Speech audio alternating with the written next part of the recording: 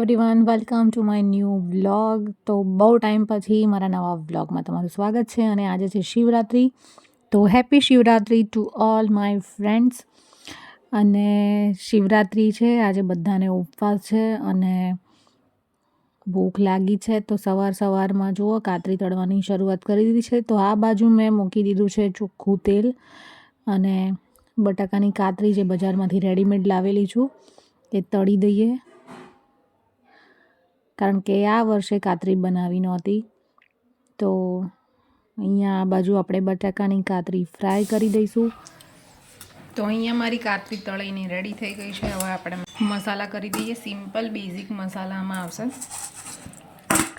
તો તળેલી કાતરીમાં સિમ્પલ મસાલામાં આપણે નાખી દઈશું 1 થી 1.5 ચમચી જેટલું લાલ મરચું, 1 ચમચી જેટલું મીઠું, કારણ કે કાતરીમાં ઓલરેડી થોડું મીઠું છે, અને 2 થી 3 ચમચી જેટલી આપણે નાખી દઈશું દળેલી ખાંડ. તો બહુ સિમ્પલ ઇન્ગ્રેડિયન્ટ સાથે પહેલી આઈટમ આવી જા. કાતરી રેડી. ચાલુ થઈ ગયું છે. આવા ઉપવાસ સારા. હજી દિવસ ઉજવાય નહીં આના. તો તૈયાર થઈ ગઈ છે મારી કાતરી. ચા જોડે કાતરીની મજા કરીશું. હજી તો તું જો આખો દિવસ. ચલો. તો હેલો ફ્રેન્ડ્સ, વાગી ગયા છે 12 અને બનાવી દઈએ ફરાળ. તો આજે ફરાળમાં બનાવવાનું છે મોરૈયાની ખીચડી. મોરૈયાની ખીચડી તો બની ગઈ છે, દેખો. એના બનાવવાની છે બટાકાની સૂકી ભાજી. તો એના માટે જો બટેકા બાફી અને સમારીને રેડી કરી દીધા છે અમે.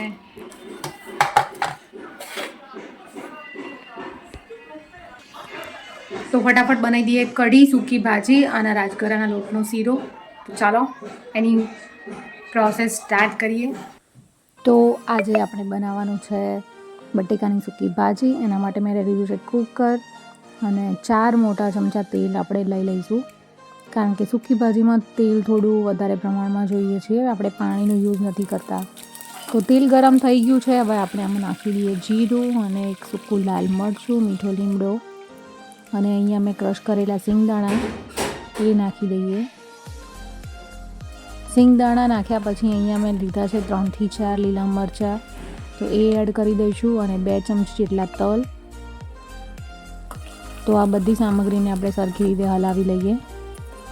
સિંગદાણા તેલમાં બરાબર ફ્રાય થઈ જાય એટલે આપણે એમાં નાખી દઈશું 1 ચમચી જેટલી હળદર.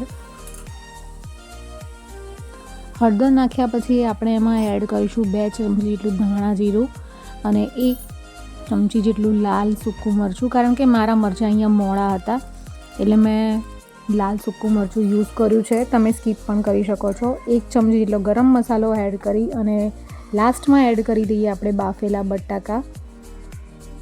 હવે ઉપરથી એડ કરી દઈશું 1 થી 1.5 ચમચી એટલી દળેલી ખાંડ અને 1 મોટું નંગ લીંબુનો રસ. લીંબુ જેટલું વધારે છે એટલી સૂકી ભાજી ટેસ્ટી બનશે, કારણ કે ખાંડ અને લીંબુનું બેલેન્સ બરાબર ઇક્વલ હોવું જોઈએ, તો જ સૂકી ભાજી ટેસ્ટી લાગશે. તો અહીંયા મારી બટેકાની સૂકી ભાજી રેડી છે. લાસ્ટમાં એને કોથમીર નાખી અને ગાર્નિશિંગ કરી દઈએ. તો એ જ કુકરમાં મારે બનાવવાનું છે ફરાળી કઢી. મારી મમ્મી રીતથી હું બનાવવાની છે ફરાળી કઢી. તો એક તપેલીમાં આપણે વધારાની સૂકી ભાજી કાઢી અને સાઈડ પર મૂકી દઈએ. અને અહીંયા તમે જોઈ શકો છો કે 1 વાટકી જેટલી મેં સૂકી ભાજી અહીંયા રવા દીધી છે. એનું શું કરશું એ આપણે આગળ જોઈશું. અને હવે સ્ટાર્ટ કરીએ મેકિંગ પ્રોસેસ ફરાળી કઢીની. તો અહીંયા એક મોટી થેલી જેટલી મેં છાશ લઈ લીધી છે અને ગેસ ચાલુ કરી હવે આપણે એને ઉકળવા મૂકીએ. તો તમે જોયું એ પ્રમાણે 1 વાટકી મેં લીધી હતી બટેકાની સૂકી ભાજી, પછી લઈ લીધી એક મોટી થેલી છાશ, અને હવે 2 ચમચા જેટલું આપણે લઈશું મોરૈયો જે મેં બનાવ્યો હતો મસાલાવાળો, અને નાખ્યું થોડું દહીં. હવે આ બધી સામગ્રીને આપણે પાઉંભાજી મેશરથી મેશ કરી દેવાની છે. એકદમ સરખી રીતે બટેકા મેશ થઈ જાય અને ત્યાં સુધી આપણે એને મેશ કરવાનું છે. પછી લઈ લીધા આદુ મરચાંની પેસ્ટ, 3-4 ચમચી જેટલી ખાંડ, સિંધવ મીઠું, અને અહીંયા જુઓ આપણી રેડી થઈ છે કઢી. પણ આપણે કરવાનું છે ઉપરથી વઘાર. તો એના માટે મેં લઈ લીધું છે 2 ચમચી જેટલું ઘી, તજ, લવિંગ, સૂકું મરચું અને મીઠો લીમડો, અને કરી દઈએ એના માટે વઘાર.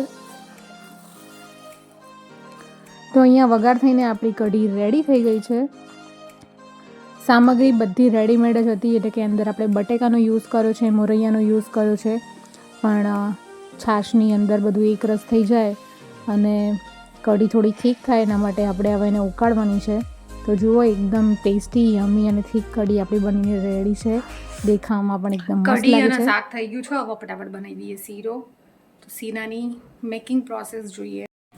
તો અહીંયા તૈયાર થઈ ગઈ છે મારી કઢી, ફરાળી કઢી ઉકળીને રેડી છે.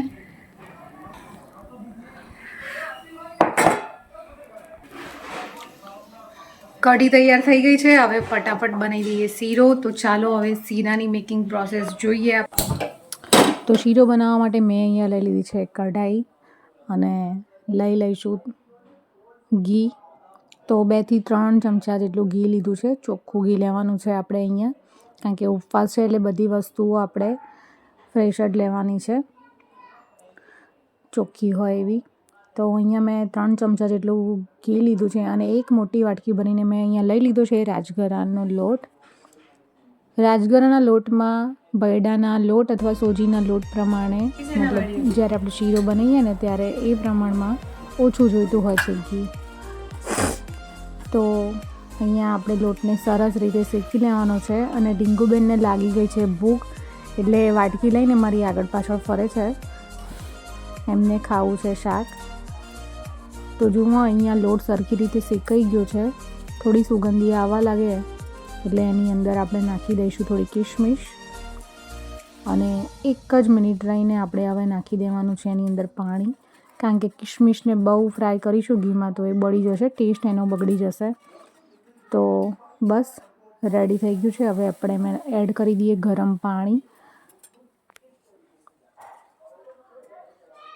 હવે આ મિશ્રણને જ્યાં સુધી પાણી સોક ના થાય ત્યાં સુધી આપણે એને સતત હલાવતા રહેવાનું છે. હવે પાણી બળી ગયું છે. હવે આપણે લાસ્ટમાં એડ કરી દઈએ ખાંડ.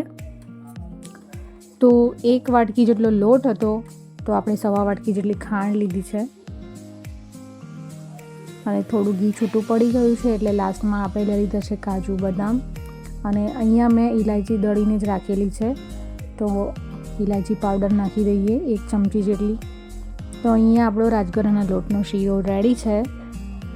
તો ગરમા ગરમ શીરો કેવો બન્યો કોમેન્ટ કરીને કહેજો. તો ભાઈ શિવરાત્રિ અને આઠમ મારા ફેવરેટ ફેસ્ટિવલ છે. જુઓ અહીંયા શીરામાંથી ઘી છૂટું પડી ગયું છે એટલે આપણો શીરો બનીને રેડી છે. તો રસોઈ તો બની ગઈ છે અને હવે રાહ જોઈએ છીએ જમવાવાળાની. હજી આયા નહીં, જયેશ આવે એટલે જમી લઈએ. અને અહીંયા ચાલુ છે તારક મહેતા અને શિવુભાઈ સૂઈ ગયા છે. અહીંયા ખાવાના ટાઈમે સૂઈ ગયો છે, ખાવાના ટાઈમે સૂઈ ગયો છે.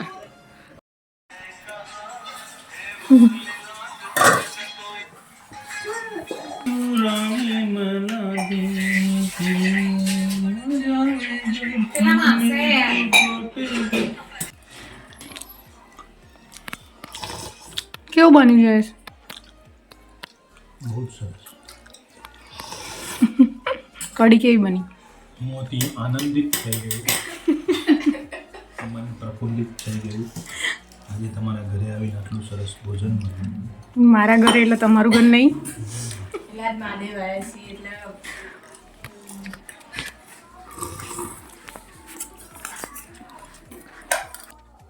તો પડી ગઈ છે સાંજ અને ભાઈ શિવરાત્રિનો ઉપવાસ કર્યો છે એટલે મંદિરે દર્શન કરવા તો જવું જ પડે. તો અમે રેડી થઈ ગયા છીએ અને જઈએ દર્શન કરવા. તો આ છે મહાદેવનું મંદિર, મહાકાલેશ્વર મહાદેવ, જ્યાં અમે લગભગ દર સન્ડે આવીએ છીએ દર્શન કરવા. આજે અહીંયા ભક્તોની ભીડ થોડી વધારે છે કારણ કે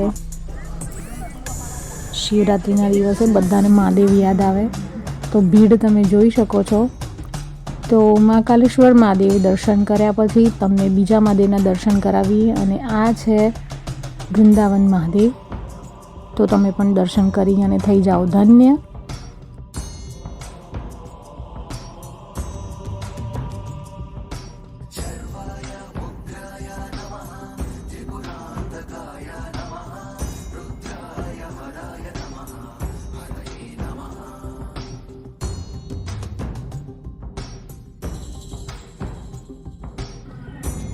बिल्ली को कुछ लेन होते हुए